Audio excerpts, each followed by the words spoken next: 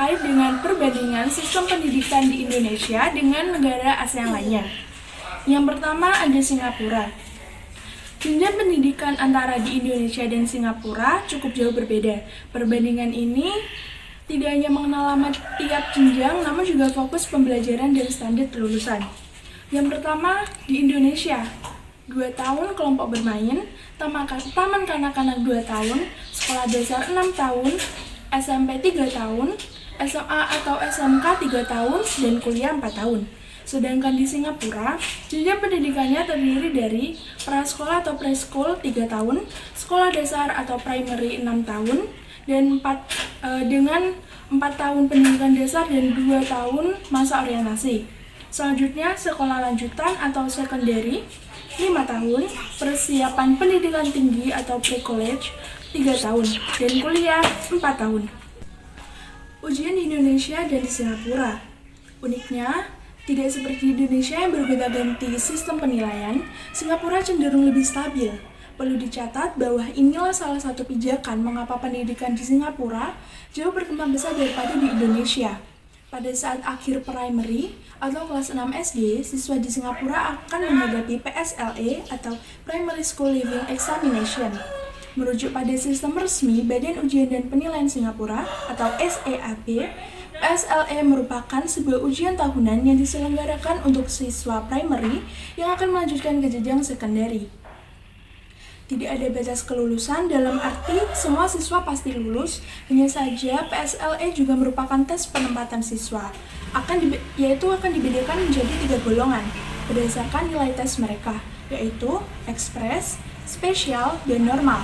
Dan normal ini dibagi menjadi 2, yaitu normal akademik dan normal teknikal. PSLE ini sudah ada sejak tahun 1960-an, hingga saya mempresentasikan ini juga masih diberlakukan. Setelah lulus dari primary, mereka akan digolongkan menjadi 3 kategori.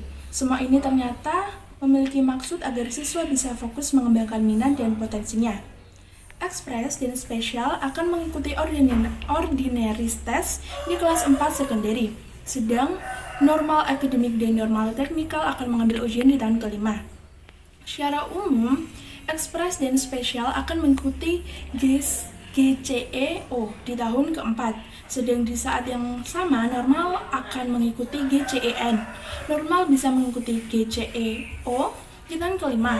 Nilai GCEO akan menentukan untuk ke jenjang berikutnya, yaitu pre-college atau persiapan universitas.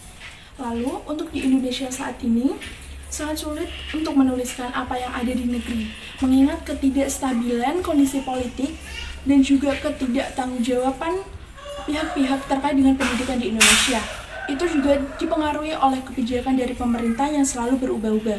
Pada suatu masa, Indonesia pernah menikmati sebuah kestabilan di mana ujian dilangsungkan di kelas 6, 3 SMP dan 3 SMA, yang masing-masing tidak ditentukan kelulusan namun menentukan sekolah mana yang akan mereka lanjutkan pendidikannya. Lalu, muncullah ambang batas kelulusan yang disambut dengan ketakutan oleh siswa. Kemudian berubah lagi dengan kebijakan kejar paket untuk yang tak lulus. Hanya bertahan sebentar, kemudian kebijakan itu dirombak lagi dengan adanya remedial test. Entah apa yang dibawa oleh bangsa Indonesia, tetapi negara Indonesia tidak memiliki pendidikan yang pesat seperti Singapura. Dan pesantren. Dalam sistem pendidikan ini, prasarananya lebih memadai serta terstruktur.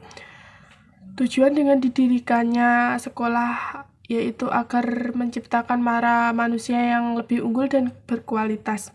Pada saat itu terdapat sekolah tambak dan juga ada beberapa sekolah lokal di mana menggunakan bahasa ibu dalam pengajarannya, yaitu bahasa Melayu, Cina, dan Tamil.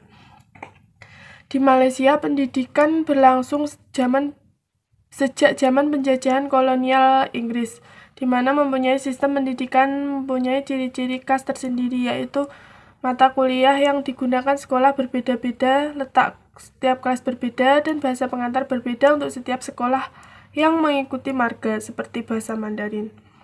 Sekolah pengajaran bahasa Tamil dan bahasa Cina menggunakan sekolah bahasa Cina menggunakan Mandarin. Pada saat masa penjajahan, bahasa penjajah menggunakan sistem pendidikan sistem pengawasan, di mana para guru-guru diperkenalkan dari Inggris dan kualitas sekolah yang ditingkatkan. Guru pada saat masa kolonial itu dikirim ke Raffles College untuk mendapatkan pelatihan kejuruan profesional. Sistem pendidikan di Malaysia. Negara Malaysia merupakan negara yang menganut sistem parlementer di mana dikepalai oleh Yang di-Pertuan Agung. Maka dari itu sistem pendidikan di Malaysia diatur oleh pejabat kementerian. Pemerintah kerajaan Malaysia mewajibkan seluruh warganya untuk menuntut ilmu selama 11 tahun, di mana terdapat urutannya yaitu pendidikan rendah selama 6 tahun dan pendidikan menengah selama 5 tahun. Sejak tahun 2003, pemerintah Malaysia menerapkan penggunaan bahasa Inggris yaitu sebagai bahasa pokok utama atau penting untuk mempelajari mata pelajaran yang berkaitan dengan sains. Pendidikan prasekolah. Di Malaysia, tingkat prasekolah menciptakan menggunakan sistem TASKA, yaitu Taman Asuhan Kanak-kanak, di mana diprogram untuk diikuti anak-anak yang berusia 2-4 tahun. Pendidikan prasekolah ini salah satunya dibatasi setiap satu kelasnya dibatasi maksimal 25 orang. Menyediakan sarana prasarana, taman, dan panti asuhan. Anak-anak dipisahkan dari guru dan pengawas yang dipercayakan untuk mengurusnya. Di dekat lokasi Taman Asuhan Kanak-kanak. Pendaftaran dengan biaya yaitu Rp3.000 Malaysia atau Rp1.500.000. Dengan pemerintah memberikan anggaran Rp100 Malaysia untuk murid per tahunnya dan dengan bantuan makan Rp1 Malaysia perharinya. Yang kedua yaitu pendidikan rendah. Pendidikan di negara Malaysia, pendidikan rendah diberlangsungkan selama 6 tahun, dimulai dari kelas 1 hingga dengan kelas 6. Pendaftarannya dimulai dengan anak yang berusia 6 tahun sampai 12 tahun, di mana bahasa Melayu dan bahasa Inggris menjadi mata pelajaran yang wajib diajarkan. Sekolah rendah dibedakan menjadi 2 jenis, yaitu sekolah kebangsaan yang diprogram untuk sekolah mayoritas sebagai anak Melayu dan sekolah jenis kebangsaan. Sekolah jenis kebangsaan yang diprogram untuk anak dengan kebangsaan Tamil dan Cina. Sedangkan sekolah jenis kebangsaan yaitu diprogram untuk mayoritas sebagai anak Melayu. Ketiga yaitu tingkat pendidikan menengah. Pendidikan sekolah menengah merupakan kelanjutan dari sekolah rendah. Bahasa Melayu digunakan untuk inti bahasan dari mata pelajaran sains dan matematika. Dan para peserta didik diwajibkan menempuh pelajaran dari tingkat 1 sampai dengan tingkat 5, di mana dilakukan dengan waktu 5 tahun. Terdapat program untuk membedakan kompetensi peserta didik. Para peserta didik nantinya akan mengikuti ujian yang dinamakan PMR, penilaian menengah rendah. Dan dengan tes PMR nantinya akan dibagi ke golongan jurusan sains atau golongan jurusan sastra. Pada akhir tingkat 5 atau akan lulus, para peserta didik diharuskan mengikuti SPM atau Sijil Pelajaran Malaysia. Dan setelah itu, para peserta didik diberikan pilihan apakah akan melanjutkan di tingkat 6 atau mengikuti matrikulasi, dan keduanya ditempuh dalam waktu 1 sampai 2 tahun. Dengan mengikuti ke tingkat 6, peserta didik akan menempuh ujian yang disebut dengan STPM, di mana tes ini digunakan untuk peserta didik yang akan melanjutkan tes ke perguruan tinggi, dan program matrikulasi digunakan oleh peserta didik yang berminat menjadi bumi putra atau anak yang mengabdi untuk negara yang berkaitan dengan negara. Perbandingan dengan sistem di Indonesia. Yang pertama yaitu sistem dengan tingkatan yang pertama yaitu Taman Kanak-kanak atau TK dengan pendidikan prasekolah Malaysia. Jika di Malaysia, pendidikan prasekolah yaitu di mana menggunakan sistem TPA, tempat penitipan anak, juga sama halnya dengan di Indonesia. di mana sebenarnya pendidikan TK dan pendidikan prasekolah ini tidak diwajibkan bagi anak-anak. Jika di Malaysia, setiap kelasnya dibatasi dengan maksimal 25 orang, di Indonesia tidak disebutkan ketentuan kelasnya. Sebelum memasuki TK, taman kanak-kanak di Indonesia harus mengikuti kelas PAUD, di mana siswanya berusia kurang dari 6 tahun. Biaya yang dikeluarkan per tahunnya tergantung di lembaga pendidikan tiap daerah di Indonesia, yang biasanya berbeda-beda antar daerah. Salah satu contohnya yaitu Taman Kanak-kanak di Jakarta Timur dengan biaya per tahunnya Rp1.500.000. Yang kedua yaitu sekolah dasar dengan sekolah pendidikan rendah di Malaysia. Di Malaysia, pendidikan rendah menekankan dengan program penguasaan dasar-dasar seperti membaca, menulis, dan berhitung. Sama halnya yaitu di Indonesia yang disebut dengan Calistung. Indonesia menurut Peraturan Presiden Nomor 63 Tahun 2019 menegaskan bahwa bahasa Indonesia harus digunakan sebagai bahasa pengantar dalam pendidikan nasional. Namun sebagaimana diatur dalam pasal 23 ayat 2, bahasa daerah juga dapat diperbolehkan sebagai bahasa pengantar, terutama pada tingkat sekolah dasar untuk memperlancar proses pembelajaran. Di Malaysia, bahasa pengantar menggunakan bahasa Inggris dan Melayu. Jika di Malaysia, syarat kelulusan sekolah pendidikan rendah menggunakan UPSR, ujian penilaian sekolah rendah. Namun di Indonesia, mulai tahun 2020, diberlakukan syarat kelulusan di mana ditentukan dengan satu kelulusan sekolah dasar atau sederajat ditentukan berdasarkan nilai 5 semester terakhir, kelas 4, 5, dan 6 semester gasal. Yang kedua yaitu nilai semester genap kelas 6 dapat digunakan sebagai tambahan nilai kelulusan. Perkiraan biaya masuk kuliah di dasar negeri antara 500 hingga 3 juta dan biaya sekolah antara 100.000 hingga 300.000. Namun itu tergantung kebijakan sekolah masing-masing. Yang ketiga yaitu sekolah menengah di Indonesia dan sekolah menengah di Malaysia. Sama halnya di Malaysia, sekolah menengah di Indonesia menggunakan waktu 3 tahun pada tingkatan pertama yang disebut SMP, sekolah menengah pertama. Sama di Malaysia yaitu 3 tahun pertama nantinya akan melalui ujian PMR, penilaian menengah rendah. Dan nantinya hasil data dari tes PMR peserta didik akan dipilihkan dengan jurusan sains dan sastra. Jika di Indonesia, lulus SMP peserta didik dapat memilih mengikuti SMA, sekolah menengah atas, atau SMK, sekolah menengah kejuruan. Namun di Malaysia, setelah tes PMR, jika pelajar diterima di jurusan sains, pelajar dapat memilih akan menetap di jurusan sains atau dapat memilih jurusan sastra. Sama halnya di Indonesia, jika di SMA peserta didik dites dengan jurusan IPA atau IPS, peserta didik yang tidak mendapat nilai yang memuaskan dapat mengikuti kelas vokasional jika di Indonesia dinamakan SMK. Namun di Indonesia, kelas vokasional merupakan pilihan bagi peserta didik yang nantinya lulus sekolah langsung bekerja.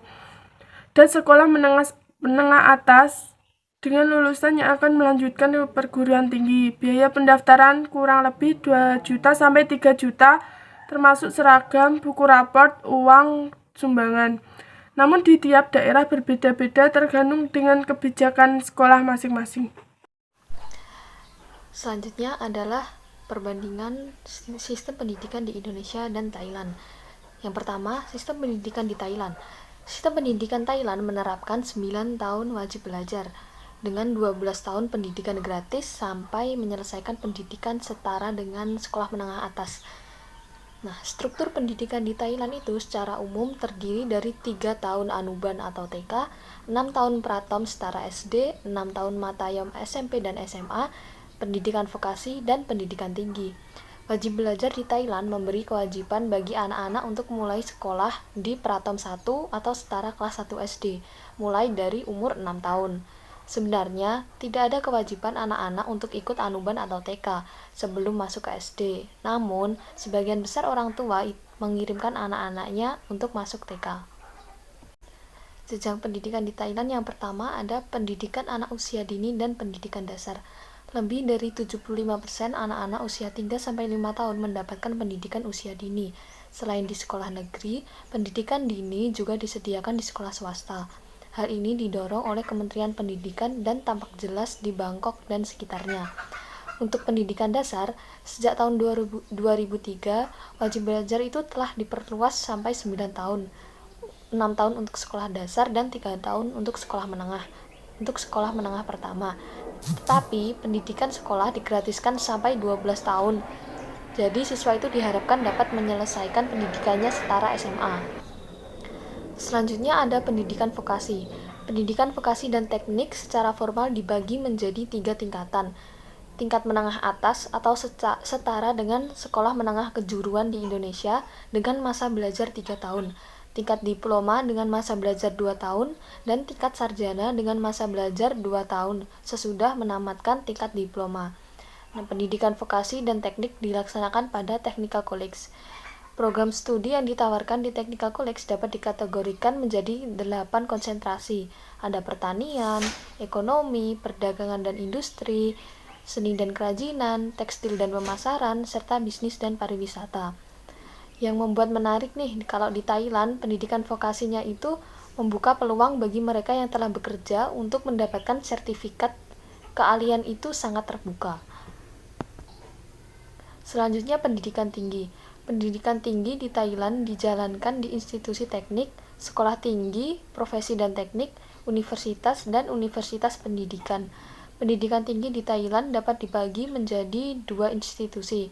Yang pertama, institusi pendidikan tinggi yang berada di bawah Kementerian Pendidikan, contohnya seperti universitas negeri dan swasta. Yang kedua, institusi khusus yang berada di bawah kementerian lain, seperti contohnya sekolah tinggi keperawatan yang berada di bawah Kementerian Kesehatan, dan lain-lain. Selanjutnya, sistem pendidikan di Indonesia. Yang jenjang pendidikan di Indonesia, yang pertama ada pendidikan prasekolah. Disebut prasekolah karena anak pada usia antara 3-5 tahun yang dimaksudkan menjadi peserta didik diarahkan untuk bersiap diri dan beradaptasi untuk jenjang pendidikan selanjutnya di SD. Metode dan materi pelajarannya berpola learning by doing, dengan memperbanyak permainan untuk meningkatkan daya kreativitas anak. Itulah sebabnya disebut dengan taman kanak-kanak. Selanjutnya ada pendidikan dasar. Pendidikan dasar merupakan pendidikan 9 tahun, terdiri atas program pendidikan 6 tahun di SD dan 3 tahun di SMP. Kurikulum pendidikan dasar menerapkan sistem semester gasal atau ganjil dan semester genap. Kurikulum pendidikan dasar disusun untuk mencapai tujuan pendidikan dasar. Ada pendidikan menengah. Pendidikan menengah mencakup SMA, SMK, madrasah aliyah atau yang sederajat dengan itu. Sejak kurikulum 1994, program pengajaran di tingkat pendidikan menengah diatur dalam program pengajaran khusus yang mencakup 3 jurusan. Ada ilmu pengetahuan alam, ilmu pengetahuan sosial, dan bahasa. Program ini ditujukan guna mempersiapkan siswa untuk melanjutkan pendidikan tinggi dalam bidang pendidikan akademik maupun pendidikan profesional, serta mempersiapkan siswa secara langsung atau tidak langsung untuk siap terjun ke lapangan kerja. Selanjutnya adalah pendidikan tinggi. Setelah siswa menamatkan belajar di SMA atau yang sederajat, ia dapat melanjutkan pendidikannya di jenjang perguruan tinggi. Berbeda dengan sekolah menengah nih, perguruan tinggi menerapkan sistem kredit semester atau SKS. Ada 3 tahap studi yang dapat ditempuh di perguruan tinggi, yakni jenjang S1 atau sarjana, S2 magister, dan S3 doktor. Seperti di banyak negara lain, Indonesia juga mengenal adanya perguruan tinggi negeri dan swasta. Perguruan tinggi negeri itu dikelola langsung oleh pemerintah, sedangkan perguruan tinggi swasta dikelola oleh suatu lembaga swasta. Perguruan tinggi diharapkan dapat menjadi agent of change bagi pola kehidupan masyarakat modern, sejalan dengan tridharma perguruan tinggi yang meliputi pendidikan, penelitian atau riset, dan pengabdian. Selanjutnya, perbandingan antara Indonesia dan Thailand saat pendidikan era desentralisasi. Di Indonesia, urusan pendidikan tergolong urusan yang didesentralisasikan dan menjadi urusan wajib daerah. Pelaksanaan desentralisasi ini tidak hanya berhenti pada tingkat kota atau kabupaten, tetapi sampai pada tingkat sekolah lewat suatu model, yaitu manajemen berbasis sekolah. Jika di Thailand sendiri, urusan pendidikan itu juga menjadi hal yang didesentralisasikan kepada daerah dan institusi pendidikan. Daerah yang dimaksud itu tidak hanya pemerintah daerah ya, tetapi juga oleh Educational Service Area atau ESA, organisasi yang dibentuk di daerah dan diberi kewenangan administrasi pendidikan, khususnya pendidikan dasar dengan syarat tertentu. Ia juga berada di bawah yurisdiksi Ministry of Education. Selanjutnya, kita akan bandingkan standar kompetensi lulusan dari kurikulum inti Thailand 2008 dan kurikulum 2013 Indonesia. Yang pertama, untuk aspek yang diteliti adalah penyusunan standar kompetensi lulusan. Terdapat persamaan, yaitu menyusun standar kompetensi lulusan sesuai dengan tujuan pendidikan nasional dan tujuan negara dalam memenuhi hak memberikan pendidikan kepada warga negara yang memiliki kompetensi sikap, pengetahuan, dan keterampilan serta memiliki daya saing global. Aspek yang diteliti yang kedua adalah cakupan standar kompetensi lulusan juga memiliki persamaan, yaitu sikap, pengetahuan, dan keterampilan. Untuk karakteristik lulusan sendiri, terdapat perbedaan ya. Untuk kurikulum pendidikan di Thailand mengajarkan prinsip ekonomi kecukupan yang tidak diajarkan oleh negara lain, sehingga kurikulum ini itu memiliki suatu kekhasan. Selanjutnya, kita bandingkan mengenai standar penilaian. Aspek yang diteliti yang pertama adalah kegiatan penilaian. Ada persamaan, yakni penilaian pendidik, penilaian lembaga pendidikan, dan penilaian pemerintah. Sedangkan ada juga perbedaannya. Yang pertama, kurikulum Thailand itu penilaiannya terdapat penilaian kelas, penilaian sekolah, penilaian wilayah pendidikan, dan penilaian nasional. Aspek yang diteliti kedua adalah ujian nasional. Persamaannya, untuk menilai kemampuan siswa secara nasional namun bukan menjadi faktor utama kelulusan karena untuk menentukan kelulusan memperhatikan aspek penilaian lain. Aspek yang dikaji yang ketiga adalah pelaksanaan ujian nasional. Terdapat perbedaan antara K13 dan kurikulum inti 2008. Di Thailand, melakukan ujian nasional itu setiap 3 tahun dalam jenjang pendidikan, sedangkan Indonesia melakukan ujian nasional di setiap akhir jenjang pendidikan.